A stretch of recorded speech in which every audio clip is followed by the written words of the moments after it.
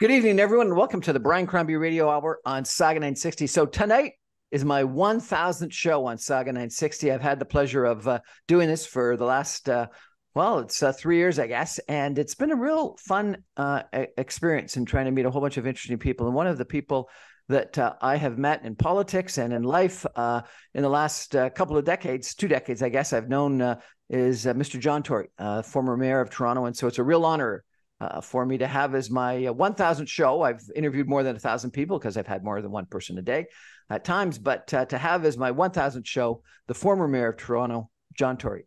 Sir, welcome. Brian, thank you. And it's a real honor for me to be on the 1,000th show. It's quite an achievement. And that's a lot. As I was saying before we started, that's a lot of talking. It's a lot of talking. It's kind of fun because as you probably remember when you did it, not only do I interview a lot of people, but my station wants me to come up with my own little conclusions, my own little rants at the end of my own opinions. And so thinking about what the point of view is on all those different topics is kind of fun. But it's a real pleasure to meet you.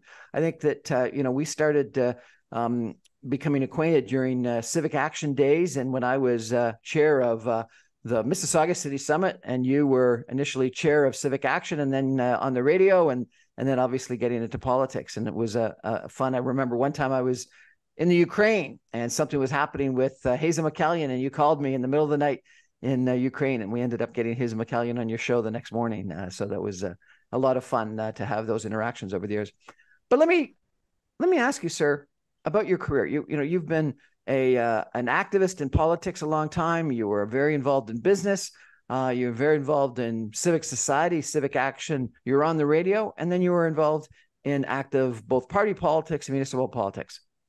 Quite the career. Was it worth it all? Oh, definitely. The one thing I say to a lot of younger people, Brian, because they often will come and ask for career advice, is that I had no plan to switch jobs every sort of 5 or 6 years, but I ended up switching jobs every 5 or 6 years. I mean, actually, the time I served as mayor, 8 years, was one of the longest. When I worked at Rogers as a chief executive, it was fairly long at 9 years. But even within that, I switched jobs like one time between one company and the other. And so to me, having that variety of things that you could do kept me going to work every day and being happy. And, I was talking to one of my sons. We have 3 sons and 1 daughter, and he was looking at switching jobs. And I said, well, look, whatever all the other considerations are, work time and money and people, the one thing you should do is make sure that in picking what you do, that you're happy. Because, we both know so many people that go to work every day kind of miserable. They're kind of going, I've got to show up and I really don't like it there. And I don't like the people, or I don't like what I do. And they're trapped because they have to have a paycheck. So, yeah, it was definitely worth it. And, I've just been so blessed to have all those different things to do. And you forgot I was a lawyer, which I did for 12 years, but again, divided in 2 tranches. I worked for Premier Davis for 5 years. I was the commissioner of the Canadian Football League, and these are just blessings. But, the greatest one was the volunteer work that I did all throughout the time I was, being employed by somebody else. So you got to have a job. But I just love the volunteer work because, that's something you chose to do completely. And you did it because you obviously had some interest or passion for whatever it was you were doing. But no, I have no complaints. There's been a few things that have happened, a few bumps along the road, but, you accept that as part of life, and just to really look at the overall picture and realize how blessed you are. Who hasn't had bumps? Everyone's had bumps. Yeah, true enough. You spent a couple of years on the radio. Tell me about that, because, I didn't listen to you every day, but I listened to you often. You had the opportunity to meet a ton of people, talk to a lot of people. It was on for a few hours. It was a call-in show. That must have been an incredible opportunity to meet with, albeit via, the radio, a ton of people in Toronto. That is funny you put your finger on that, because, aside from all the guests you interview who are very interesting, people who've written books or just people who are involved in day-to-day life in politics or business or whatever, the most interesting part of doing a show like that with a pretty big audience was listening to the people who called. And what it gave you, especially, was great training for me to be in politics, because, I did it for 5 years before I was mayor. And it gave me a keen sense of the fact that, people don't always think about things the way you might conclude, but when they actually phone and tell you and articulate their own views on radio, it gives you a very keen sense on mundane kind of issues and on big issues as to how people really think. And that was very helpful to me and very enjoyable to listen to them. I mean, there are people who are not as enjoyable to listen to, just as they probably thought the same of me or you. It's that way. But by and large, I found it fun to listen to what people had to say, and I found it incredibly informative. Now, my kids used to tease me, Brian, and yours probably do too. My kids used to tease me because I said, all the time they were growing up that the price of success is hard work, and, the kinds of things that parents say. And I meant it, and I'm sure you would mean the same. But they'd say to me, well, Dad, you're only working 4 hours a day on the radio. How could this possibly be hard work? And I pointed out to them that, to keep yourself talking for 4 hours, you can't run out of things to say and say, well, that's it for the show today. I know it's only 2 hours in, but I'm done. And you have to have an opinion in order to kind of stimulate people to call. So it was work, but it was work that was enjoyable. And, to this day, I will go back and do a little bit of that even now, just because it is enjoyable and informative and interesting, very interesting work. Well, it's a pleasure and an honor for me to have you on my show, my 1000th show. So thank you for that. I think that one of the other things about it, my ex-wife used to criticize me that I ended up wanting to get into in-depth conversations with people rather than the quick conversations with people.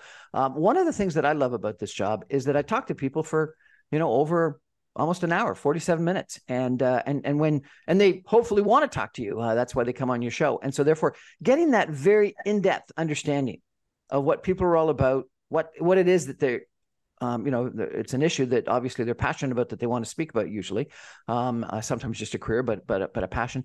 You get to know people in an incredibly intense and intimate sort of way.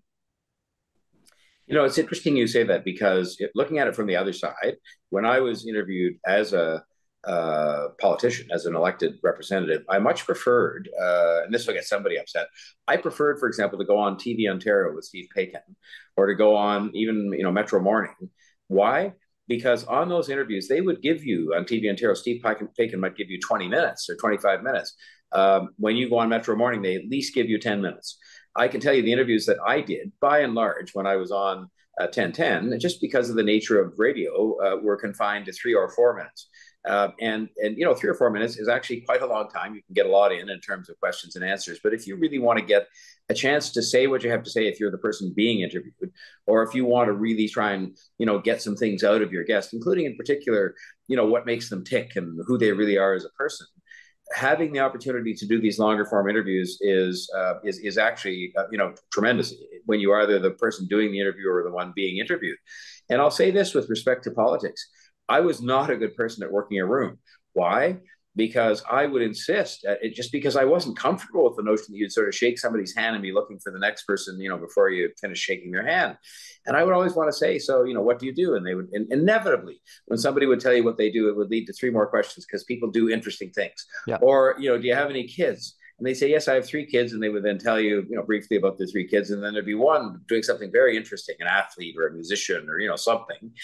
And to me, that was a great chance for me to get to know a little bit about those people and, what made them tick, but also for them to get to know me, because our leaders, that are elected are not by design, but they're quite remote, from us, because they're busy. They don't work in the same place as us. They don't encounter us all that often. I ran a city of 3 million plus people, and, I would get to meet lots of them, but certainly by no means, the majority. And so when you had a chance, I wanted it to be a learning experience and to be meaningful, and not have them think that I was just kind of shaking their hand, long enough to shake it and then moving on to the next person, looking over their shoulder. Well, we're going to take a break for some messages and come back, and we're going to chat about a bunch of different policies that are, at issue in the Greater Toronto Area today, and see what you think about them, and talk a little bit about some of the high points and probably some of the low points of your career in the past, and really try to get to know you a little bit better, John. I appreciate that opportunity. But before we do that, before we take a break, I think everyone's going to want to know, what are you doing now? Well, I'm dabbling a little bit in broadcasting, as I mentioned. I have gone back on, I will be going back on the board of Rogers, I hope, because I was involved all the way through the time I was mayor as a trustee of their family affairs, which I had been doing since Mr. Rogers asked me to many, many years ago. I am doing quite a bit of business with a couple of companies that are active investors and people who are, doing things in Toronto and well beyond. And I'm doing a lot of community work. I sort of ended up being a kind of an unpaid consultant when it comes to fundraising, just because I've had the good fortune to run a lot of fundraising campaigns over the years for hospitals and other things. And so it's been my pleasure to help small and larger organizations, because they're all out there looking for money, especially these days. And so I don't claim to have all the answers, but I can go and really just sit and give them the self-confidence to do that themselves. So I'm finding that I'm not as busy as I obviously was as mayor, or when I was at Rogers for that matter, but I am, getting busier and never wanting to get as busy again as I was. The root of some of my issues, that those bumps in the road we referred to that led me not to be the mayor, were, to be very honest with you, too much work. I maybe listened to too many of my own lectures to my kids about the price of success being hard work. And if you let that happen, and it's another thing I say to young people these days, it can cause your family to suffer from that, and you start to have separate lives from your family, and that is not a good thing. So I'm transitioning my life from one chapter to the next. And the great thing is, as we all know, and I hope people out there who may be going through a difficult moment recognize this: any door that closes, another one opens in front of you, and you just have to have the patience to, wait for that new door to present itself and to walk through it. And so I'm in that same boat. Well, I can tell you, political lives can be challenging as well. Yeah. Some personal experience in that regard too. We're going to take a break for some messages and be back in just 2 minutes with John Tory, the former mayor of Toronto, a gentleman that I have looked up to for a long time, someone who I think is contributed immensely to the city of Toronto, to the Greater Toronto Area, to the province of Ontario, to Canada. And we're going to have a pleasure chatting with him tonight. Stay with us, everyone. Back in 2 minutes.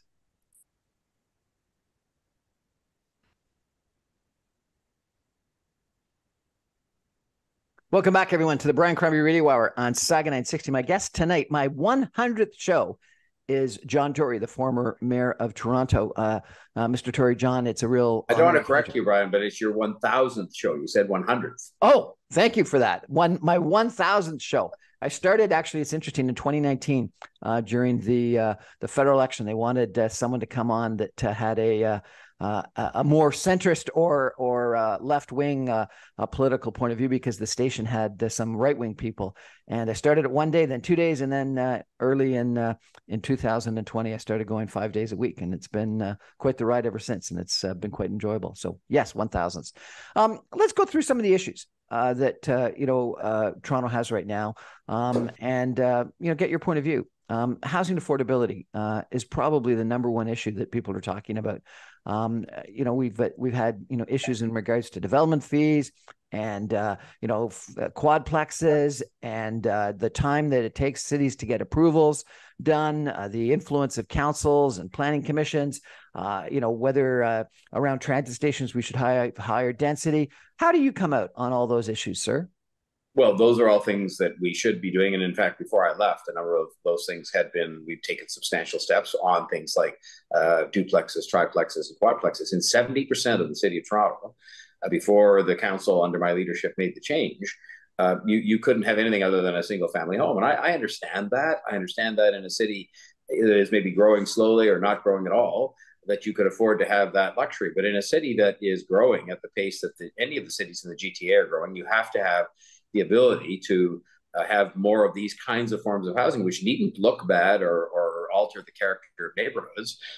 They are simply just a reality. And the funny part of it is, in Toronto, which is of course, an older city, many of the areas now where people bought places that were duplexes and triplexes and quadplexes and turned them into big single-family homes. So the notion that this kind of multi-family dwelling thing was a big revelation that had never happened before was actually not so. So those things are all needed. The densification around transit, I mean, it's a scandal, actually, that in Toronto for decades, I'll give you the best example, is the Bloor-Danforth subway, which many of your listeners have taken a ride on. It was built in the 1960s. And to this day, if you stand on the eastern part of it and look up and down Danforth, there is no mid-rise or high-rise building hardly at all. And that is just not, you can't make the billions of dollars of investment in transit and not have densified housing around it. But let's talk about one other thing, Brian, which is this. In a big city region like this, you are not going to have quote unquote affordable housing, especially rental, just because of the law of supply and demand. There's hundreds of thousands of people coming to the GTA every year, unless you use some form of government money in some way, shape, or form to make it affordable. So in other words, the development, people argue about development charges. Development charges, when they're charged, simply reflect the cost of the infrastructure, the sewers, the community centers, the libraries, this and that, transit, to service those neighborhoods. So they're not kind of sitting out there with no services, which they couldn't be. And so they're not the way to, raise the money to make housing affordable. Housing is going to be affordable because the government, in some way, shape, or form, through a housing, benefit, or through just a cash, grant in return for a condition, through land being donated to build these developments, keeps rent down. And affordable housing, and the other mistake that a lot of people make, of course, is assuming affordable housing means social housing, when in fact some of these other words that are now used are better. I often call it workforce housing, because what you're doing is you're making rent affordable so that people can live in Toronto or Mississauga or Thornhill or Markham, who are a first-year nurse or a first-year teacher or a first-year police officer or a bank employee. Because if they make 50 grand, which is maybe what they make in a really good job in their first year, do the math. After they pay a little bit of income tax and so on, they can't afford to live in these cities, and we want them and need them to live in these cities. So affordable housing is going to require the governments to continue to step up. The feds have done quite a lot, more than they're given credit for. The province is coming along, and the cities have to do their part, as you alluded to, by speeding up the approval process and having fewer of these restrictions that say you can't build a fourplex here. You can't do that. It has to be pretty well universal, with design standards and with the care and consideration for the character of neighborhoods. But it can't be the case you just ban those in places where it doesn't suit people to have those. We're just growing too fast, and we have too many people that need a place to live, an affordable place to live. CMHC and StatsCan did this analysis that suggested that Canada had some of the slowest approvals in the Western world, and that Toronto and Vancouver and Victoria, actually Toronto, Vancouver, and Victoria were the worst in time frame for approvals. And they put it on, extra red tape, regulation, and NIMBYism. Do you think that's fair? Yes, I do. I think it, and I'll add maybe to that an overarching element, which is a bit of fear on the part of both public servants and politicians to alter the status quo. Look, I get the fact that if you live in a nice leafy neighborhood that only has single family residences, and it may be even very close to the downtown of a big city like Mississauga or Toronto, you'd like it to stay that way. Wouldn't we all like parts of our lives to stay exactly the same as they've always been? But the fact is, when you have cities that are growing by tens and tens of thousands of people that are coming here, thank God, from around the world, they're picking Toronto and the GTA to come and live and to pursue their careers and their lives. You have to make sure there's a place for them to live. It's pretty self-evident. And I think that a bunch of rules that were in place that nobody really wanted to change because it's politically, challenging. I think it had grown up to be the case that things just took too long. Taking 4 years to approve a building of some just shape or form, it's not, what takes 4 years about that? I think a lot of developers would say 4 years would be great. Well, yes, exactly the point. But, if you look at it from the standpoint of economics, and as a business person, I understand this. If you go buy a piece of land, and probably from day one, you're buying it with borrowed money and you're paying interest on that money, and then it takes you 4 years to get it approved, let alone built, and then it takes you another 2 or 3 years to build it, and then so on. It's just, that's adding to the cost of housing. The fact that it takes so long and you're paying interest on the money you borrowed to buy the land and so on. And this is at a time when, on top of all that, most importantly, we badly need the housing. So we can't afford to take 4 years. So I think, so I think there was an element of NIMBYism, there was an element of red tape, and it was just maybe a lack of will, to say, no, we just have to get this housing built.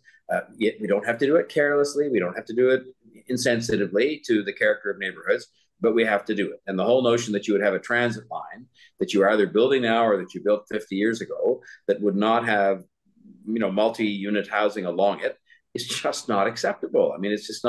It's not consistent with reality. So I think there was a lot of things standing in the way, and I think we're trying to sort those out now. And it causes some angst and some friction, but it need not. I think we can do these things carefully. And if you look at European cities, I went to Ukraine in July, and you have to go through Poland to get there because you can't fly in.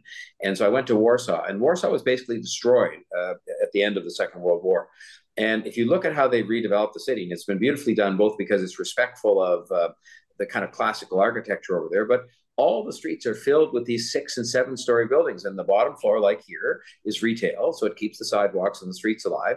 But the top 5 or 6 floors on top of that are housing. And everybody who's been to Europe knows that's how all the streets are. And they look great. They're done carefully. And this is more of what we have to do here, in addition to the fourplexes and some high-rise buildings, where appropriate. So if you take a look at Danforth, as you mentioned, or Dundas, or Kingston Road, or Dufferin or Bathurst, a lot of it is 1 and 2 story strip malls the whole way. How do we? And I had Joe Berridge on my show, Urban Strategies, who I think you know, and he said this is the worst example of development and planning in the world. 1 and 2 story strip malls, nonstop. Well, it is. Look, I think let's remember all those things were built probably 50, 60, 70 years ago. And I think the abiding sort of thought at that time was that Canada is the second biggest country in the world by land mass. We have nothing but land. Toronto and the GTA weren't that big. Mississauga didn't even exist yet as Mississauga back then. And so everybody made their decisions on the basis of what was going on then. And I think when you look at it now, though, you've got to look at it, with a clear eye and say, that just doesn't work anymore. And, frankly, a lot of those strip malls aren't working anymore for a variety of reasons. And so what you are seeing, I think, in all parts of the GTA is a redevelopment, both because the land is too valuable to just have those strip malls on them, and because those major streets are the streets on which you should have some mid-rise, at least mid-rise development. And so it's happening now. I think the problem was, like a lot of things, like building transit in the GTA. I mean, we left it too late. We left it for decades where we sat around and, kind of said, well, we really must build something, and had arguments about it and so forth. And now we're building it. And I give Premier Ford and Prime Minister Trudeau credit for that, because they joined us, the Mississauga, Toronto, Brampton, mayors in financing this transit in the region. But we're now doing the same with housing at last. But the problem was, as Canadians often do, we sat around and admired our own success and how fast we were growing and how wonderful it was these people were coming from all over the world, and didn't sort of realize that we were running out of housing for people. And so we're getting on with it now. But, I think Joe Berridge is right. Now, although I tend to look at these things a bit more charitably and say, okay, when they made those decisions, what was going on? And there wasn't the kind of growth. These were much smaller cities. Toronto back then, when they were building strip malls, was a city of 500,000 people, and it wasn't growing like this. Buffalo was bigger back in those days. You used to go to Buffalo to shop and be entertained because Toronto was boring. Joe Berridge actually also said that part of the problem was governance, that and he referenced you personally as being the only person that really thought of Toronto as a whole for the interest. He says part of the problem was the ward council system, where the ward councillors were sort of lords of their own fiefdom and had relationship with developers and would approve projects or not approve projects, and they were all interested only in obviously getting elected again. And so therefore NIMBYism had a huge amount of influence on how they voted. And then he went further and said, and no councillor is going to go against another councillor and tell them what to do in their ward. And he said, the problem therefore is that what we need to do is have more people that are elected like John Tory citywide. What do you think? Is governance part of the problem, the ward council system? Well, I think it is, and it was. And again, I'm not sure giving the mayor stronger powers was the answer, although it did reflect the fact that the mayor of any of the cities in Ontario, the way it's set up, is the only person, generally speaking, under our system that is elected citywide. And so I think in that sense, it does give you a much different mandate. But the problem was in most of the time I was mayor, yes, I was elected citywide. And in my case, I was elected with 60+% of the vote, but my vote at city council is the same as somebody who might have been elected with 6,000 votes in a ward. And I'm not diminishing those people at all. I'm just saying that's the reality. And I think the part you said and that Joe said about councillors not wanting to go against each other is so true. And I get it. It's human nature. You're saying, well, on Monday, I may have a problem, but I'll want my counterpart down the road to support me. And on Tuesday, he'll want me to support him back, or she. And so I think these are all sort of, I'll call it shortcomings of the system. And the way Premier Ford decided to deal with it, for right or for wrong, was to give the mayor more power so you can, in effect, mandate things. That's not necessarily great either, because you want to work in collaboration with the councillors and have everybody decide what is in the best interest of the city as a whole. And so I think that the key may be more that councillors try, as hard as it is when they're all elected in a given area, like you said, to take the citywide perspective into account, and to cast their votes more often than maybe is the case on what's in the best interest of the city. But it's very complicated because of all the different things you and Joe mentioned. But I think it is getting better for a number of reasons, because I think we came to recognize that there was a paralysis that set in because of people saying, well, I don't want that in my area. I remember when it came to group homes, which is a slightly different issue, or rooming houses is the one I'm thinking of. There were large parts of Toronto where rooming houses were prohibited. And everybody stood up at the council and sort of said, yeah, well, these are very much necessary because they're a form of housing. But not in my ward. But it's not just quite right to put it where I come from. And you're thinking, well, why not? I mean, like, if you do it properly and you regulate it properly, it should be across the city as a form of housing that's available to people who choose to live that way and who maybe have to live that way because of their incomes. So I think attitudes are changing, but it has been a problem historically that you didn't have people taking the citywide view, and there was only one person who was elected to do so. Let's turn to budget deficits and debt. I think it's been getting a lot more of attention recently with the new mayor, Olivia Chow, calling for increases in property taxes, more money from the provincial, federal governments, issues in regards to whether we should have some of the GST go to cities. What is the problem with the City of Toronto finances, and what's the solution in your mind, sir? Well, the problem is actually quite simple, Brian, and that is that the City of Toronto and other cities, by and large, have been given a set of tools that's very small. It's basically property taxes, fees, and in the case of Toronto, they have a land transfer tax to finance what has increasingly become a list of responsibilities, half of which, or not half, but a big proportion of which have been passed down from the other governments, principally the provincial government, that actually should have the responsibility. And why should they have it? Well, both because the Constitution says they should, but also because those governments gave themselves the power to tax in ways that grow with the economy. Property taxes don't really grow with the economy. It's a regressive tax, whereas we have progressive income taxes, we have sales taxes, we have corporate taxes, which are also progressive. And so I think that the tools that our cities are left to deal with in the 21st century are way out of date, given the actual responsibilities that cities are carrying out, on a day-to-day basis. I mean, mayors in the GTA, including me, I was very disciplined about this, and people criticized me for being disciplined. I said I would not raise taxes more than the rate of inflation, and people were upset about that. And I said, well, look, you look at a bunch of seniors, who are on fixed incomes and staying in their homes, which we all say we want them to do because they're going to live longer and be healthier and happier. We look at young people who go and buy a home today, and I know I've seen it with my own kids. They go and they ask the bank, what's the maximum amount of money you'll lend me based on my income and based on the current taxes of the property and so on. If you just dramatically raise taxes, you are literally going to force some of those seniors and older people out of their homes, which we don't want to do. And so, yes, I put a restraint on raising taxes. And yes, I refused to take the debt ceiling of Toronto up, as I was urged to do by some people on the council, because I just felt that to do that was not responsible, because you're sort of borrowing against the future. And so the solution isn't those things. And the solution isn't even these mythical things that people come along and talk about and say you're going to, tax people that have big houses. Look, you can tax people that pay big houses. They already pay more. Maybe they should pay even a little more. But there aren't enough of those big houses to make the difference when it comes to the cost of looking after marginalized people or constructing more social housing or whatever. And so the real solution is, as everybody has discussed, but nobody's actually sort of done it, a new deal for cities in Ontario. I won't speak for the rest of the country, but I can tell you, with having gone to the big city mayors, a lot of other cities around the country face the same thing.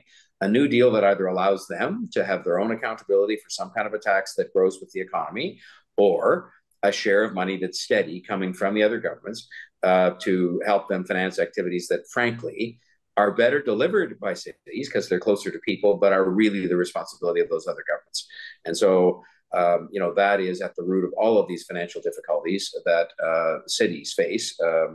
And the fact that cities, as they say, are creatures of the province doesn't help, because it means the province is the basically sole decider of whether those things ever happen or not. And Doug Ford, the premier, has made some encouraging noises recently about recognizing this problem. And I hope he comes forward with some answers on it that can at least be discussed with cities.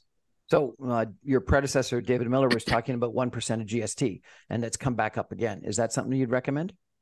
Well, I think that's a good example of, and there are two ways of looking at 1% of GST. The way I think he proposed it at the time, which is certainly less painful for people, is that of the money that is collected, say even just from Torontonians or people in the GTA, there would be a guarantee from the governments that collect that, which are the two, the feds and the province, that 1% of that would come back as a stream of revenue every year.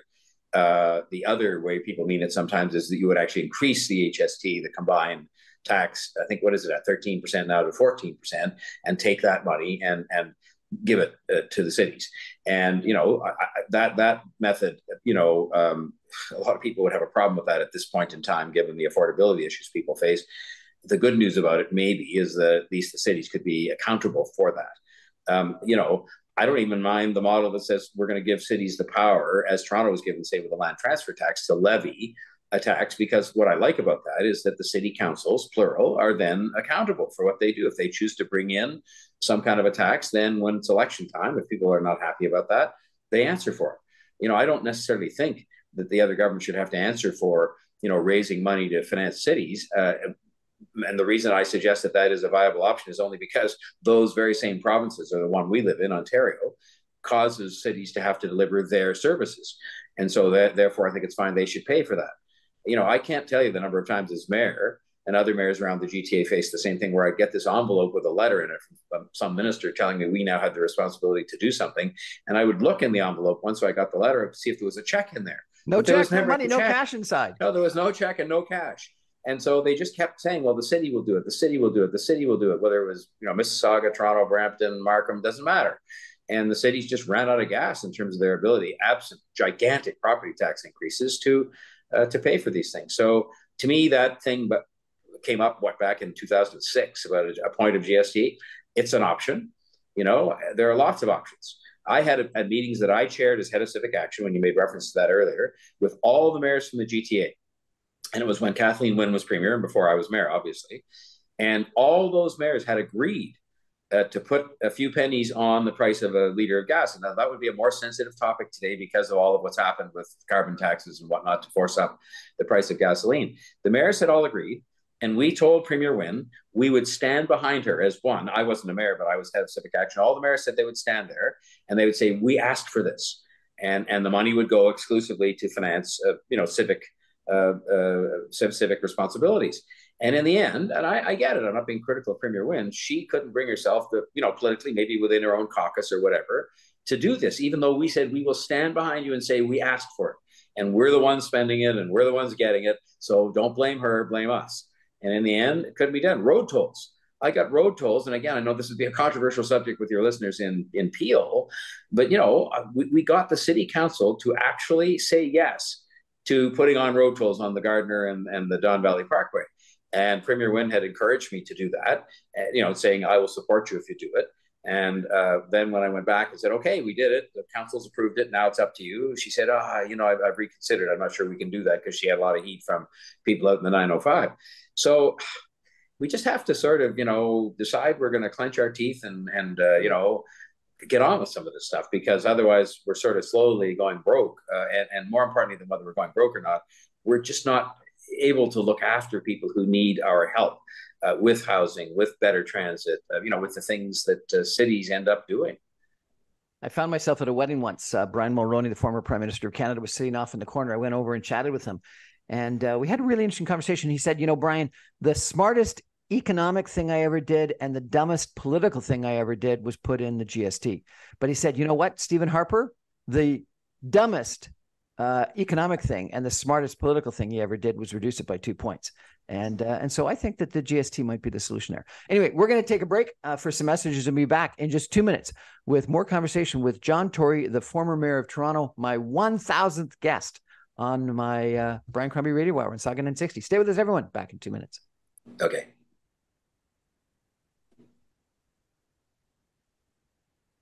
Welcome back, everyone, to the Brian Crombie Radio Hour on Saga 960. Tonight is my 1,000th show on Saga 960, and it's a real pleasure of mine to have on the show as our guest John Tory, the former mayor of Toronto. And we've been chatting a little bit about what he's up to now, about his political career, about his business career, about his career in volunteerism and now in fundraising. And we've been talking about affordable housing and a little bit about taxes. John, I wonder if we could change topics and go through a couple of different issues and just get your point of view on them. Toronto's waterfront.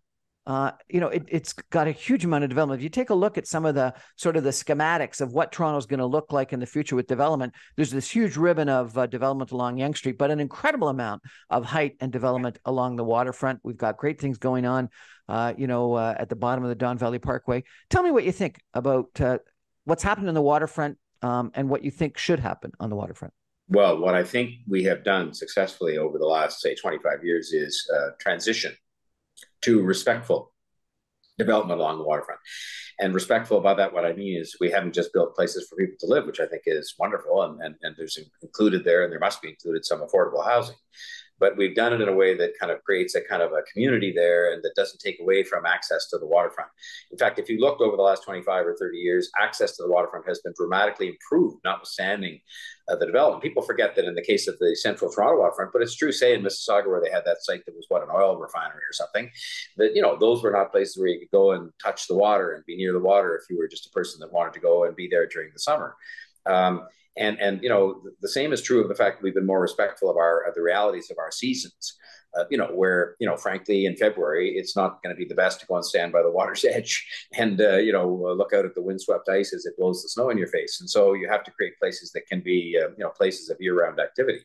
And so I think the development we're doing now, yes, puts buildings along the waterfront, but it also has streets and parks and beaches and things that I think are respectful of the fact that it's a huge resource for people to go and enjoy, as they should, and on a year-round basis. So I think what's going forward should be, and one of the smartest things I think we did was create a corporation in the case of Toronto, the city of Toronto itself, the Waterfront Corporation, that's all three governments are involved in. So you don't have one government going off and saying, we think it's fine to do this or fine to do that. You have them all working together and helping to pay for respectful, sensitive, I call some of it iconic. Some of the parks that have been created are among the best parks you'd ever see in the GTA.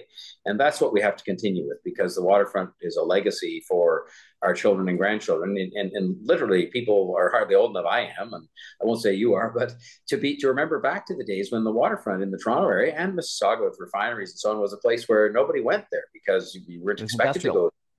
It was, and that was then, and this is now. So I think that as long as we're careful of what we do, I think we can do something that's very special and that has, yes, places for people to live and work, but also people to play, and do that in a way that is befitting of what I believe to be one of the great city regions of the world.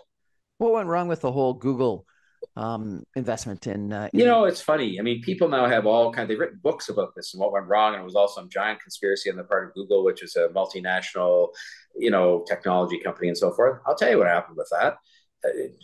Two things very simply. One is there was difficulty agreeing on kind of the overall vision of what should be there, but that was less of an issue than plain old money.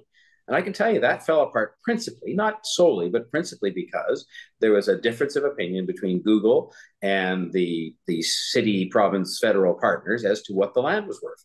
Google was trying to get the land to be able to do some very interesting things with it for a price that was way less than what the people here thought it was worth. And so, like many business deals, the deal came to an end because they couldn't agree on price. And that's a bit of an oversimplification, but frankly, not much. And in subsequent to that, many trees have been killed, trying to sort of, talk about what was really at stake here and so on. A lot of the issues to do with concerns about data privacy and so on had actually been resolved, I think, in quite a innovative manner.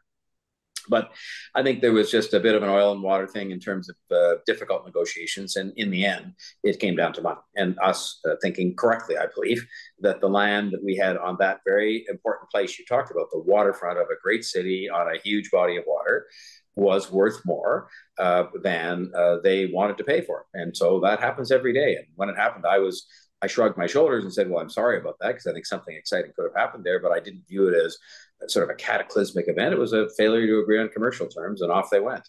And I'm sorry about that, but off they went. Some people want to, increase the use of Toronto Island Airport. Others want to get rid of Toronto Island Airport. Some people want to keep Toronto Island the way it is. Other people want to create a pedestrian bridge and dramatically increase the usage of Toronto Island. Where do you come out on Toronto Island? I think the use of Toronto Island overall, and people sort of forget that Toronto Island is, a lot of them sort of their frame of reference for it is going to the kind of this center island, where the amusement park is and so on.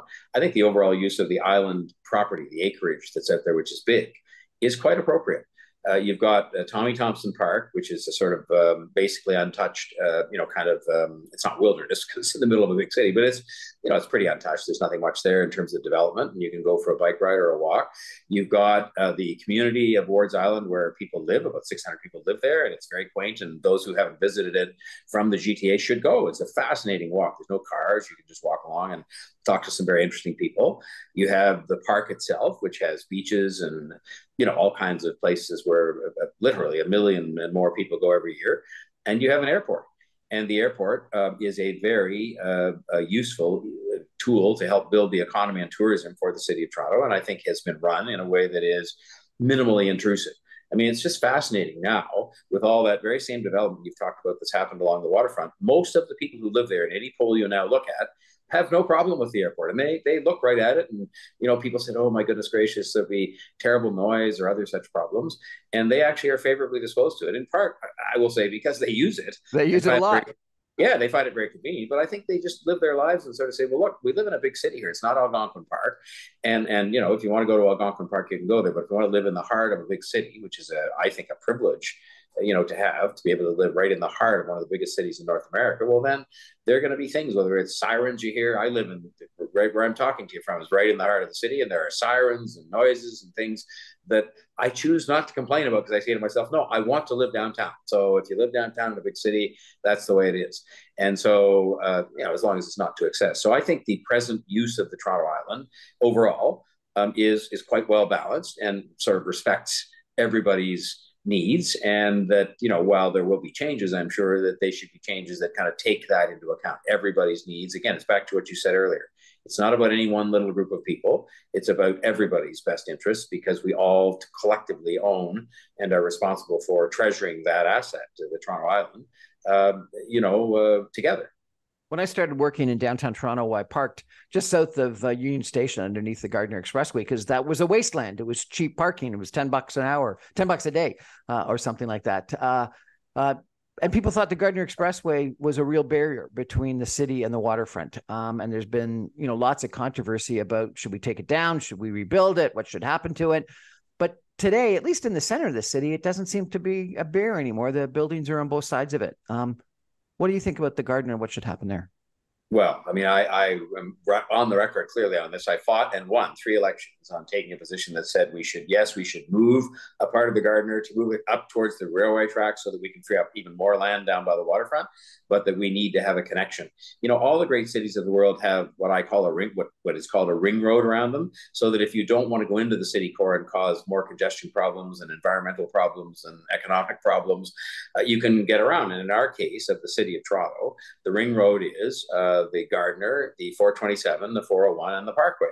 And the proposal that is advanced by some, and in fact was advanced by the current mayor in her election campaign, and I don't quarrel with her perfect right to do that, and she won, is that you would have the Parkway come to an end at its bottom, where it connects with the Gardiner, and then there'd be a patch in between the Parkway and the Gardiner that would be at ground level. They call it a boulevard, and then you'd go back onto the Gardiner if you wanted to do so.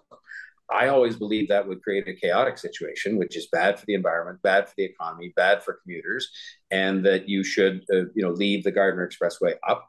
We have begun, as you said, to do things, creating parks underneath it, creating pedestrian bridges underneath it, doing all kinds of things to create a connection to the waterfront that we talked about, that is so alive and a frequent place of visiting for so many people and living and working. So I would do what was in the plans, which was approved at least 3 times in the 8 years I was mayor, 3 different times, and the budget allocated. And quite frankly, just to mention one more thing, Brian, I know this is not an issue that's alive necessarily for people living outside of the city itself, but the notion is if you tear it down, you're going to save a whole lot of money. Not true. There's been money invested already. There's a cost to taking the Gardiner down and building that so-called boulevard.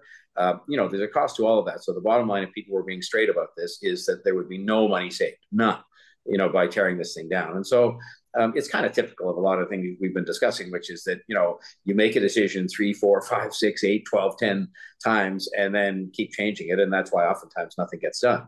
But for me, I maintain my position that the best thing to do would be to rebuild a section of the Gardiner, to move it up closer to the train track so you can free up some more land for waterfront, but that we need those connected roads to help keep the city moving, including trucks and commerce and things like that. And I won 3 elections campaigning quite explicitly on that. And so, I mean, to me, if the people felt very strongly they wanted to go the other way, when I always had an opponent who was saying they tear it down, they would have elected that person. But it's different now. I'm not there anymore. And so I guess they'll decide to do whatever they decide.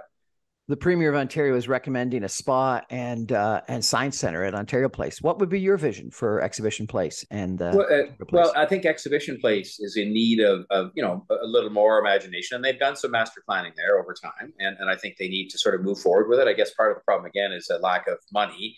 If you have a choice between revitalizing Exhibition Place and building more affordable housing, given the crisis with housing, you're probably going to choose the housing. But I think they need to be a bit more imaginative about that. I think the real thing they could be doing that might solve some of these, I'll call them political and planning problems with Ontario Place, is to work together. If there's deemed work together, that's a radical idea. Well, and they've tried over the years. It's very interesting. They've tried over the years, Ontario Place and Exhibition Place, to work together. They even talked at one time about merging them together into one entity. And the problem there, as you might expect, was, well, who's going to be the bigger, part of the entity? Because the city, for example, would be putting in more land than the province. And so it just never happened. And I think that, I am not one who has an immediate, visceral reaction to private investment in Ontario Place. I mean, it's interesting because as part of the kind of renewal of Ontario Place, they talk about a concert venue there. And people love going to the Live Nation amphitheater. I think they call it the Budweiser stage. They love going there in the summer. And this would allow them to go there year round. And we need places for live music to be performed. And nobody talks about that. It's private investment.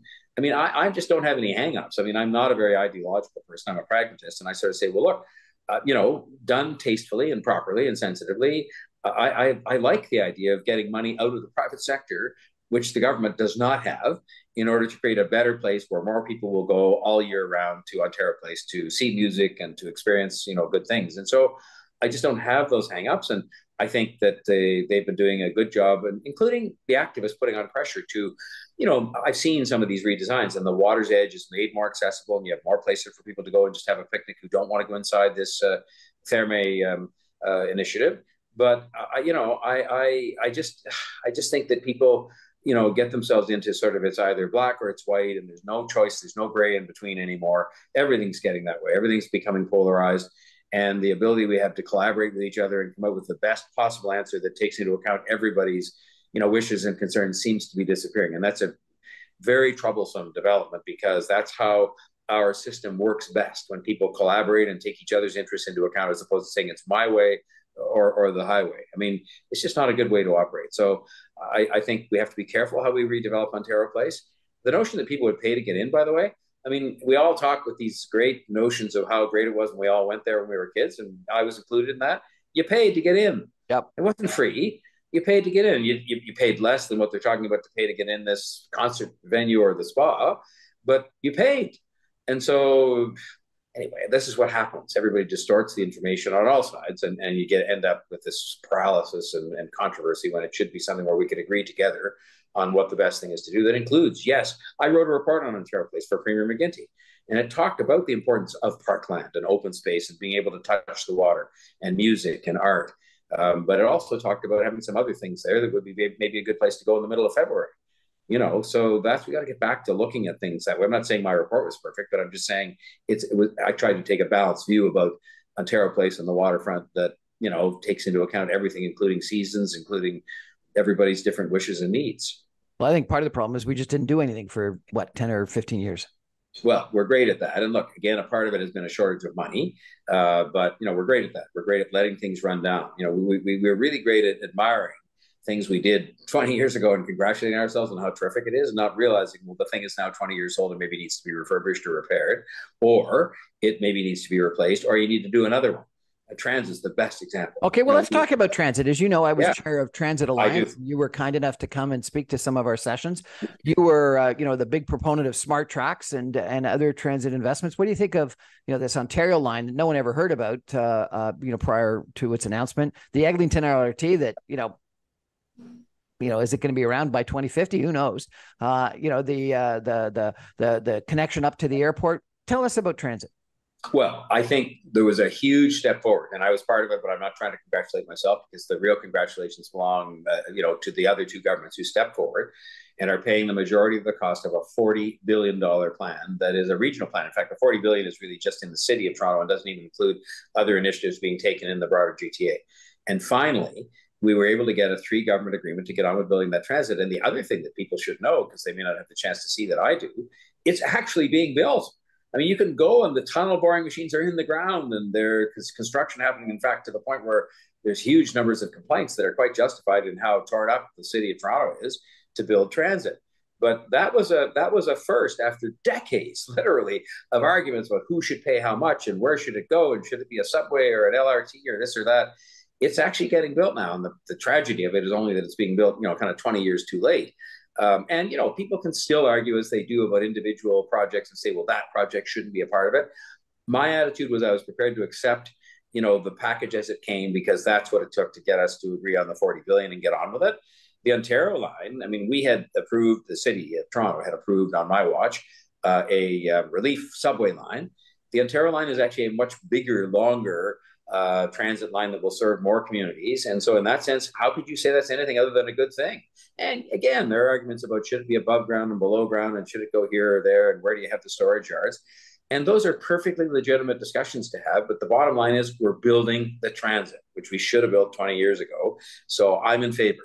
And I, will continue to support it and continue to commend Prime Minister Trudeau and Premier Ford for having the courage with me to step up and say, we're going to allocate the $40 billion together. We're going to agree on a plan, which was the hardest part before. Nobody could ever agree on what the plan should be. We agreed, and it's getting built, and I think that's great. And even if you argue about little parts of it that you think are good, bad, or indifferent, at least we're building the transit.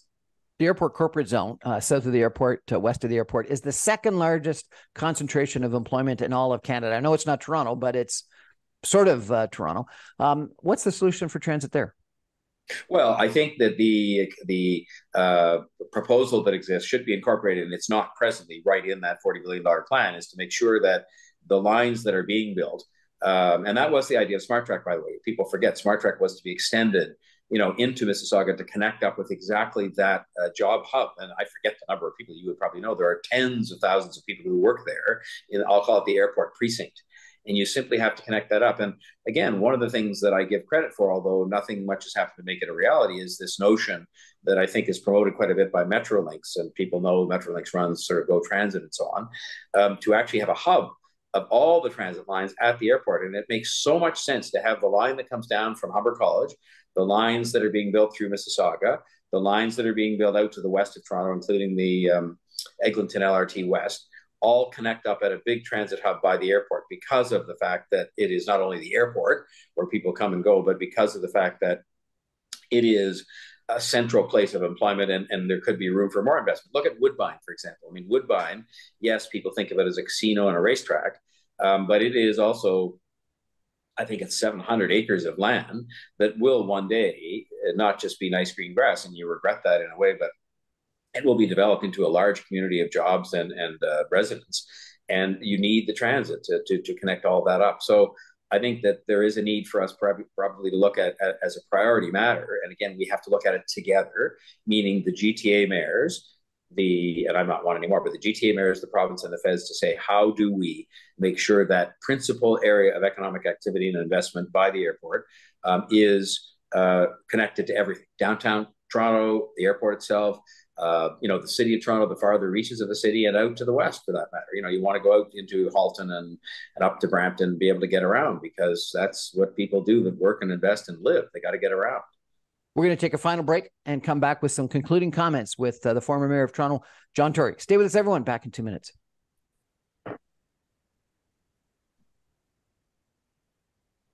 Welcome back, everyone, to the Brian Crombie Radio Hour on Saga 960. Tonight is my 1000th show on Saga 960, and it's an incredible pleasure and honor of mine to have John Tory, the former mayor of Toronto, on my show tonight to celebrate 1000.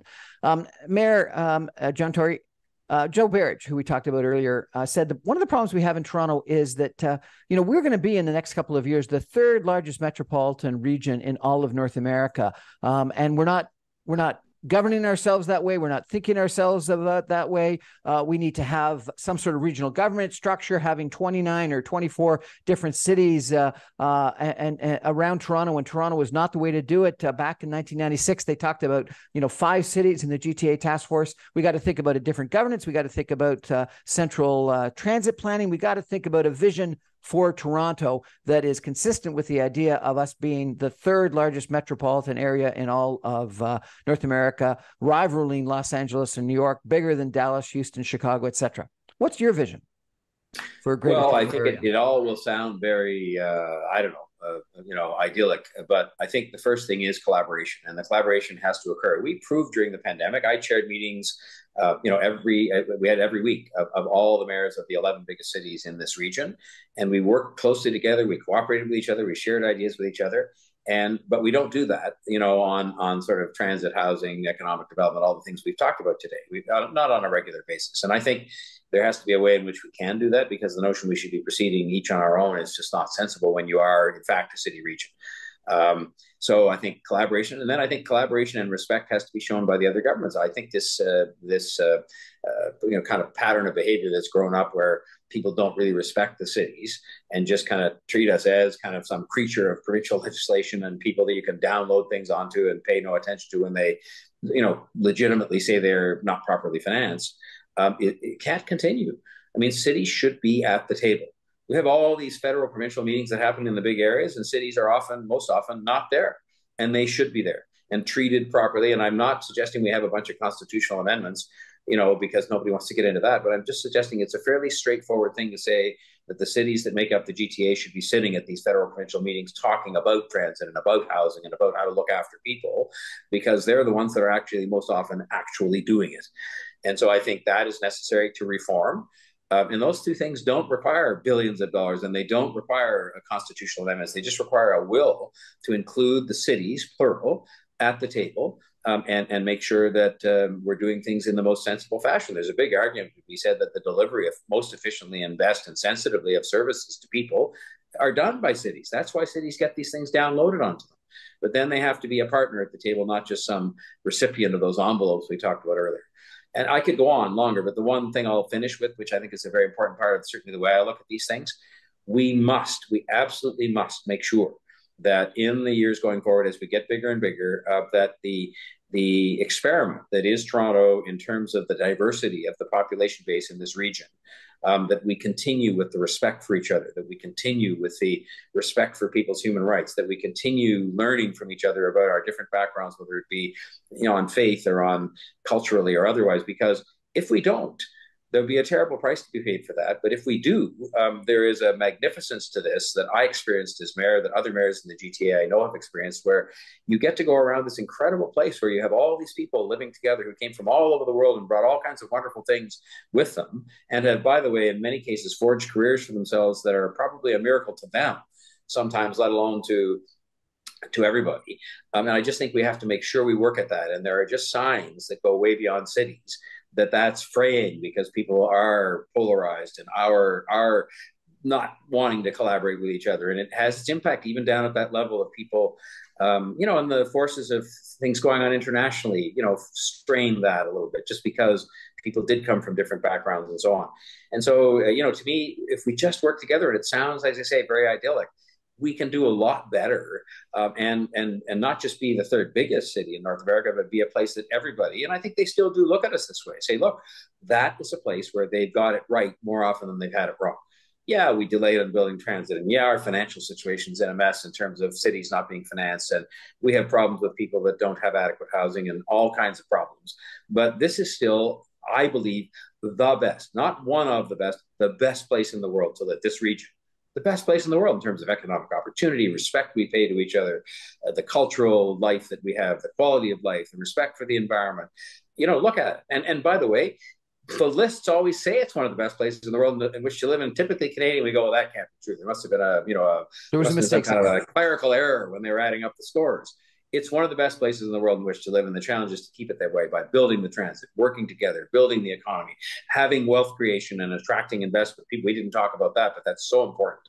And most of all, respecting each other as leaders and as governments, but respecting each other as people, who live here and as human beings that want to create something that is special in all the world and keep it a place that's really attractive. So that's the way I look at it. And there's lots of stuff that fits underneath that, but I think that's what we have to focus on really hard. Lots of other topics. We should have you back. John Tory, former mayor of Toronto, thank you so much for coming on my 1000th show. And more importantly, thank you for your contribution to the Toronto area, to the city of Toronto, to the province of Ontario. You've had an incredible career, sir, and you are an unbelievably incredible gentleman. I really appreciate it. I'm going to find ways to contribute, and I'll maybe come back for the 2000th show. We'll both be still around doing something. That's my show for tonight, everybody. Thank you so much for joining. I remind you, I'm on every Monday through Friday at 6 o'clock on 960 AM. You can stream me online, even from downtown Toronto, at www.saga960am.ca. Good night, everybody. Thank you very much, Mr. Tory. Thank you.